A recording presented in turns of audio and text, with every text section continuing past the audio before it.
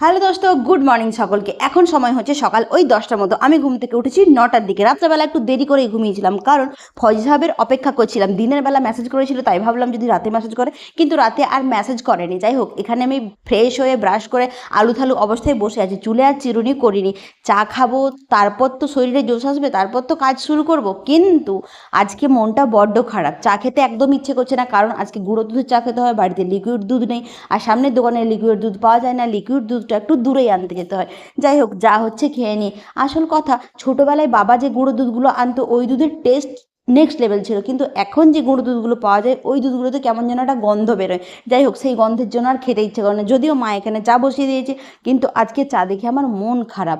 গুঁড়ো দুধের চা আমার একদমই খেতে ইচ্ছে করে না। যাই হোক, মন টন খারাপ নিয়ে বাইরে এসে দেখলাম সুন্দর রোদ উঠেছে, চারিদিকটা ঝলমল করছে, পরিবেশটা বড্ড সুন্দর, একদম চকচক করছে।